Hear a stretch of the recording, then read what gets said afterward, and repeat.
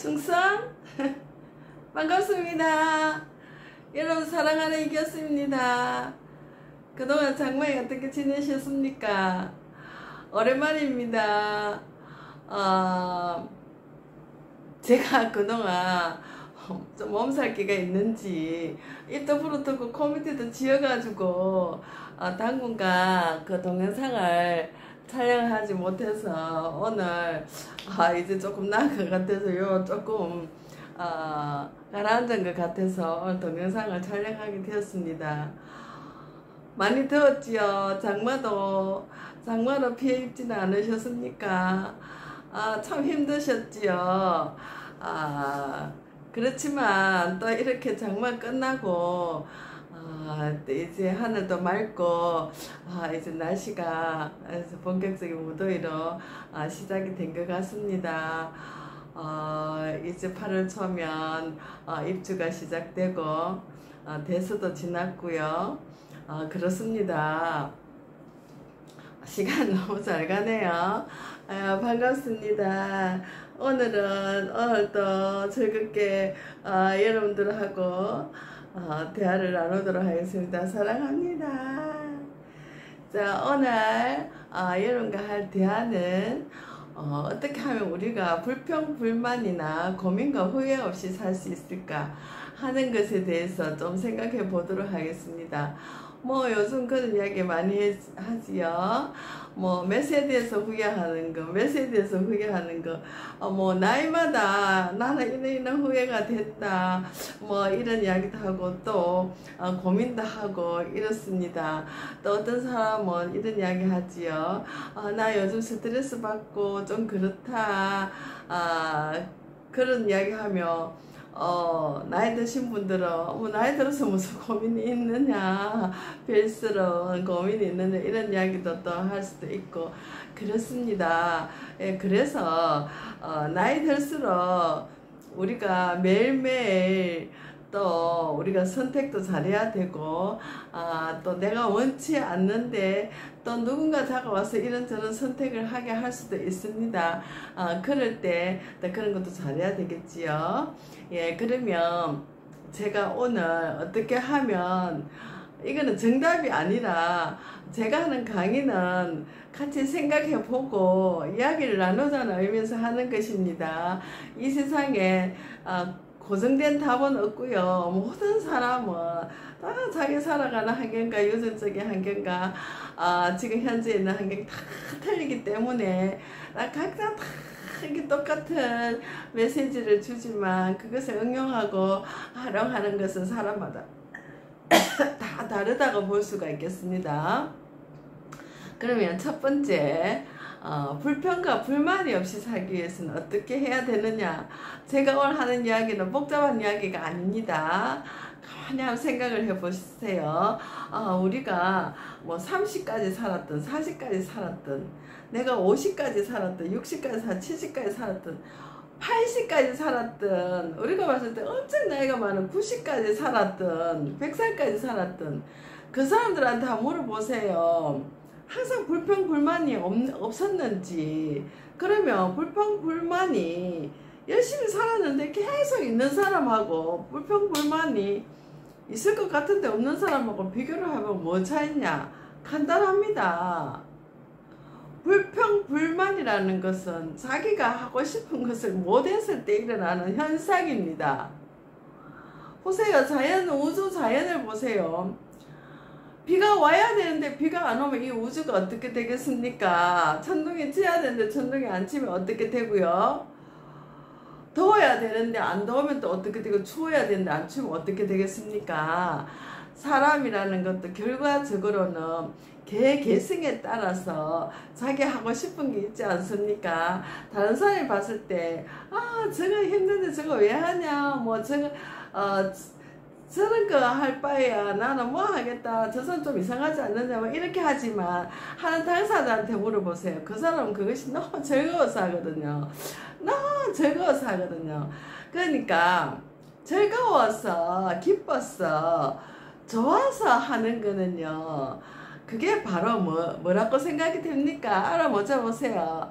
결국은 취미라는 것입니다. 취미. 그러니까 뭔가 즐거움을 하나 만들어야 되는데 없는 사람도 즐거움을 만들면 되겠지요.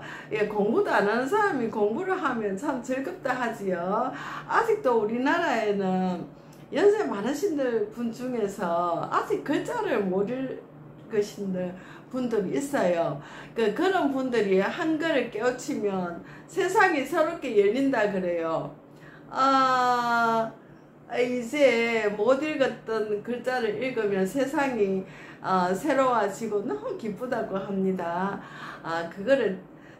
그렇게 해서 글자 배우는 취미를 만드는 것이죠. 그것도.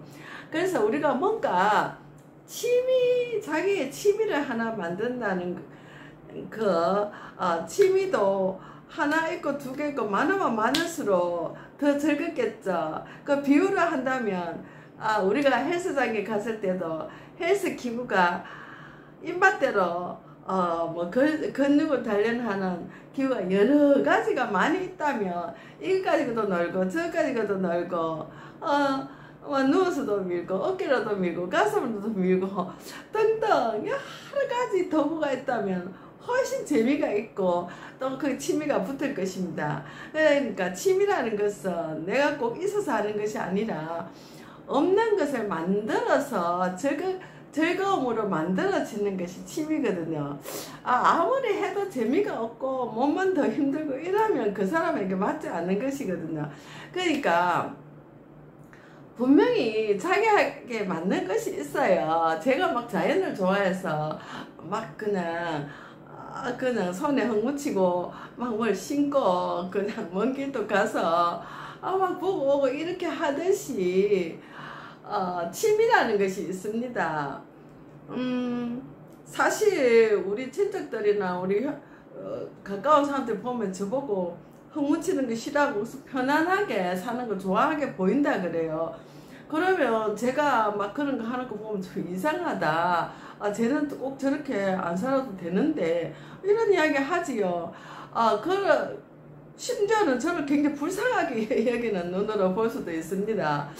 그런데 저는 그게 너무 좋거든요. 그게 취미거든, 취미. 그러니까 취미는 많으면 많을수록 좋지요. 그러니까 자기 즐거워서 하는 건데도 자기 몸에 무리 되게 하면 안 되겠죠. 아무리 취미생활이지만 술도 즐겁다고 많이 먹으면 몸에 문제가 오듯이. 그래서 중요한 거는 뭐냐 하면은 취미생활을 하나씩 만들어 나가, 젊었을 때부터 취미생활을 만들어 나가는 것이 굉장히 중요합니다. 그 다음에 그러면 제가 불평불만이 없이 살려면은 취미를 만들어라 하는 것입니다. 취미는 본래 자기한테 있는 것이 아니고 만들어야 되는 것이거든요. 요리도 자꾸 뭐 새로운 거 하나씩 이렇게 하다 보면 요렇게 하니까 너무 맛있더라 하면 그게 취미가 되는 것입니다. 입에 들어가는 것이 얼마나 즐겁습니까? 그러다 보니 취미가 되지요. 그 다음 두 번째입니다. 고민과 후회가 없이 살려면 어떻게 해야 되느냐. 아까 전에는 첫 번째는 불평과 불만이 없이 살려면 취미를 만들어라 이런 이야기를 했고요. 두 번째는 고민과 후회가 없이 살자. 그러니까 고민과 후회가 없이 산다는 것은 참으로 중요하고 우리 심리적으로 아주 만족감을 주고 충만감을 줍니다. 예를 들어서 취미를 갖고 있어서 불평불만은 없는데 뭔가 고민과 후회가 있다면 그건 또 만족한 삶이 뭔가 이렇게 풍성하고 건강한 삶이 될 수 없다고 볼 수가 있겠지요. 그러니까 이제 후회와 고민이 없게 살려면 어떻게 해야 되느냐. 사람마다 자기의 특기라는 것이 있습니다. 제가 한번 그런 영상을, 꿀단지라는 영상을 올린 적도 있는데, 벌은 뭐만 할 수 있습니까? 벌은 날아다니면서 꽃에 꿀을 모으는 그를 제일 이 세상에서 벌받게 할 수 없는 것입니다. 그러니까 벌은 오직 꿀을 따는 것은 벌밖에 못해요. 지 아무리 덩치 크고 거창하게 보여도 꿀 못 땁니다. 꿀 딸 수 있는 존재는 벌밖에 없어요. 그걸 우리 사람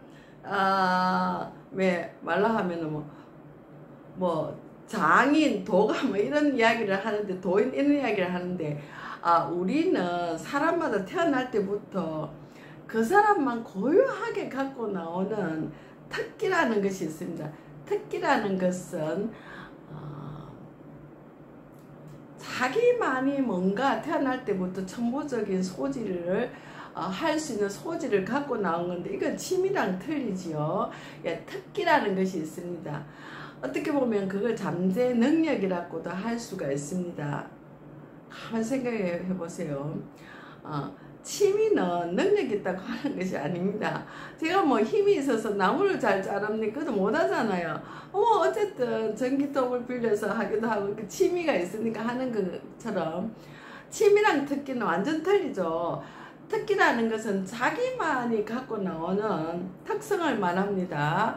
예, 그래서 그 특기를 살면서 제대로 살리면 나이 들어서 아무리 나이가 들어도 자기 삶을 뒤돌아 봤을 때 후회라든지 뭐 내가 그 옛날에 그걸 못해서 너무 참 지금 이 나이도 후회가 되고 그것이 아직도 뭔가 나에게는 고민스럽다.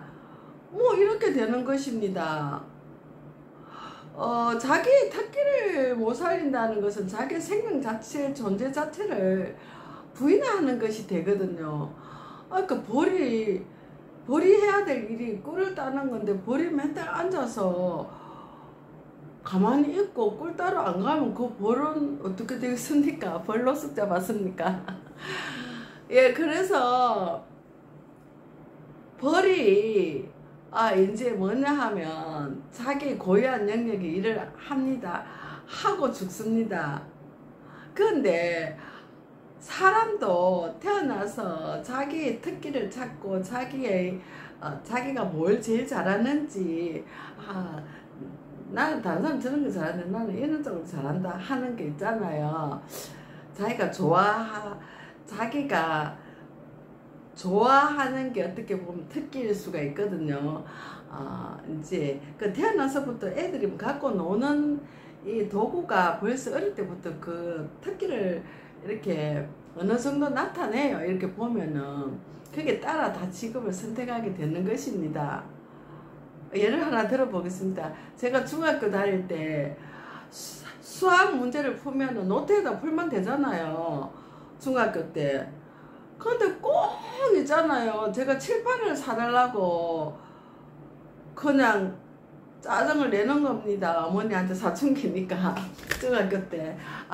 나는 칠판 없으면 수학 문제 못 푼다. 이래서 어머니한테 이제 막 그렇게 이야기를 하면 또 우리 어머니가 참 좋으신 점이 어떻게 해서도 구해서 갖다 놔요. 그래서 칠판을 꼭 요마 조그만 한 걸 어디서 구하셨는지 지금 생각하니까 그 옛날에 무슨 칠판을 어디서 구했는지 참 의심스러워요. 그래 요만한 거를 구해서 갖고 오셔서 제가 그것을 벽에다가 이렇게 기대 놓고 수학 문제 한 문제 풀면서 그냥 꼭 칠판에서 서서 지우고 이랬거든요. 그리고 어릴 때부터 과자 같은 걸 안 좋아하니까 이제 어머니가 간식으로 금빵을 옛날에 나눠줬어요. 그러면 저는 그걸 꼭 제 농에다가 이제 차곡차곡 안 먹고 넣어놔요. 제가 뭐 싫어하니까, 과자를 싫어하니까.